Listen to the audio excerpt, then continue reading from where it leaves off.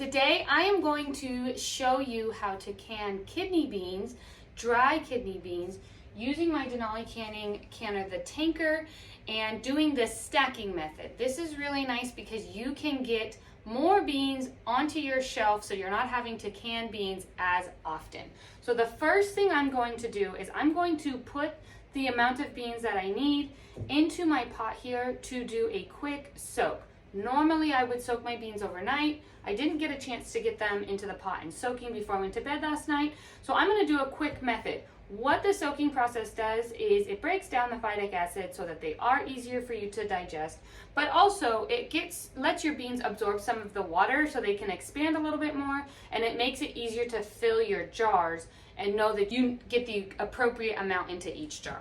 So to know how much dry beans you need to put into your pot, I'm using this complete guide to pressure canning cookbook. I use it for most all of my pressure canning needs. It's one of my most used cookbooks. In it, it has a chart with a list of all the dry beans and then how much dry beans you'll need per pint-sized jar and how much dry beans you'll need per quart-sized jar.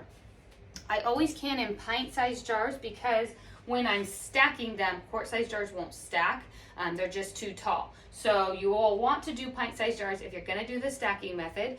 And I know that in my head, the bottom rack can fit 6 to 7 pint-sized jars. And so the top rack won't fit quite as many because the rack doesn't go all the way to the sides of your canner. So I'm going to go ahead and do 12 half cups into here, which will give me 12 pint-sized jars, and that'll fit nicely when I'm doing the stacking method.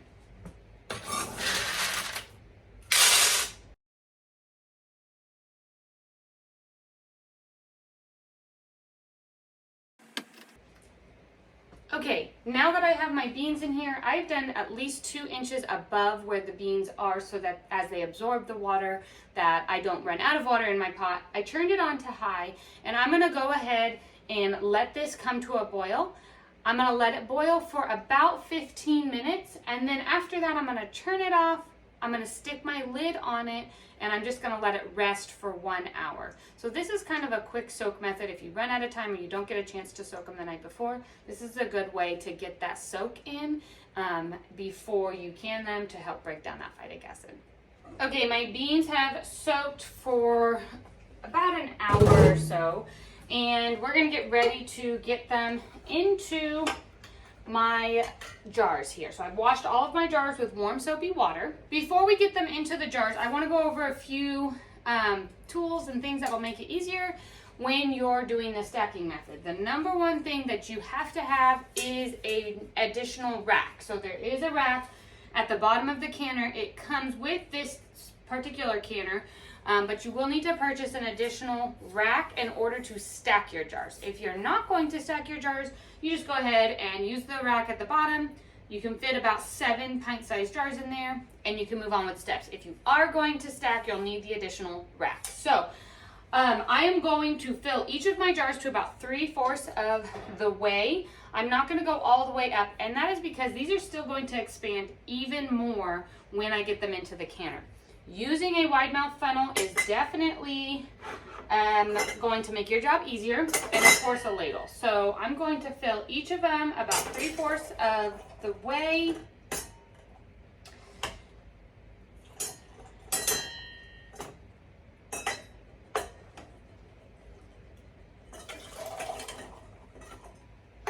Now I try and get not much of the water so that I can judge a little bit better as I'm filling each of my jars. But if water gets in it, that's okay too.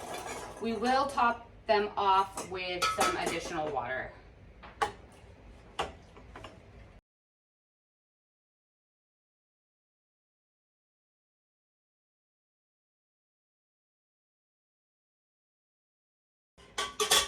Okay, all of my jars are filled, and they reached exactly 12 jars, which I'm very excited about that.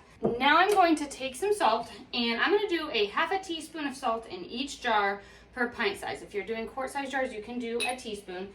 This is completely optional.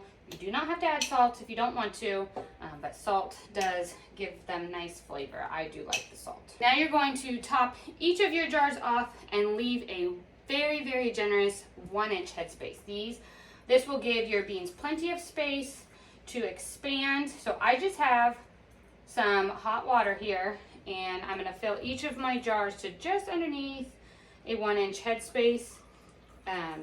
They're going to expand so much more that you want to make sure that you give plenty of room. Once your jars are all filled with water and the beans and salt, you're going to go ahead and stick either some kind of canning tool, the back of a wooden spoon, down each of your jars to make sure that you get out any air pockets, and then you'll adjust your headspace as needed if it changes levels once you've done this. So sometimes you'll need to add just a little bit more water, but most of the time it's okay. Now you're going to go ahead and take a clean dish towel. I just have some water on it, and you're going to wipe each of your jars. If you feel like you need a little extra cleaning power, beans you don't typically need to because there's not a whole lot of food particles, then you can dip it in a little bit of white vinegar. That'll just keep it nice and clean, but you do want to make sure that you get any salt or anything off the rims, because if there's anything on it, it won't seal. Now you're going to take your Denali canning lids here. These are wide mouth jars, so I'm using the wide mouth lids. You're going to cap each of your jars. And then you'll take your Denali canning rings and you'll go ahead and cap each. You'll place a ring on each jar and screw them down fingertip tight. That means that as soon as you hit resistance, you're going to go ahead and stop. You don't want to crank them down too much. Once you have all your rings on, you are able to start getting them into the canner. Okay, so you're going to get your first layer of jars down at the bottom. Like I said before, I have several inches of water here in the canner. You don't want your jars to be, the bottom jars to be completely submerged, but you want to have enough water in it that they are not going to, with evaporation and stuff during the canning process, it's not going to run out of water. So these beans are going to be in the canner for 1 hour and 15 minutes for these pint-sized jars. They'd be 1 hour and 30 for quart. And so you want to just make sure you have enough water to sustain that time. All of my jars are placed in the canner with space in between them. They are not touching each other, which you don't want them to touch each other, so make sure you have enough space for that. Okay, now that you have all of your jars in, you're going to go ahead and rest your rack right on top.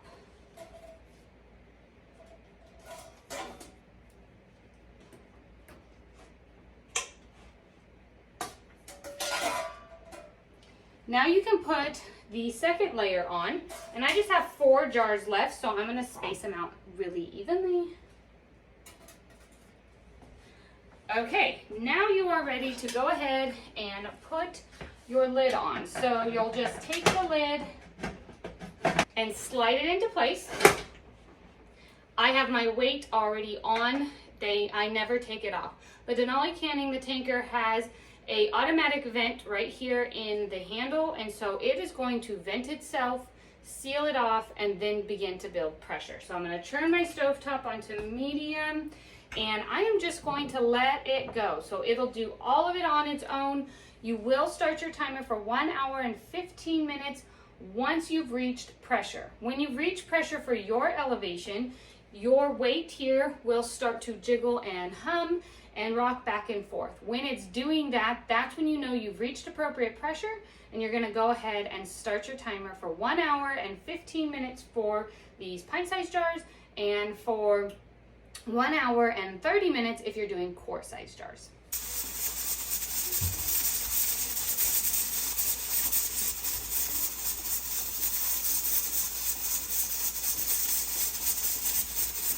Okay, the timer has gone off, and I'm going to go ahead and just turn my stovetop off. I am going to let this canner come down all on its own naturally. So I am not going to touch anything. I'm just going to let it come all the way down to 0. Once it reaches 0, I will let it sit there for a minimum of 20 minutes before I open the lid and remove my jars out onto the counter here. The best thing about the Denali Canning, the tanker, is that the longer it sits, the easier the lid comes off. So if you The minimum is 20 minutes, but if you let it sit longer, that's even better. So I'm going to let this sit, then I will remove my jars. I'll let them cool for about 24 hours. Tomorrow I'll check my seals, wipe down my jars, and remove my rings, and they are ready to go onto my shelf and be used whenever I need to. I hope this video was helpful for you in learning how to stack your jars in using the Denali pressure canner, the tanker.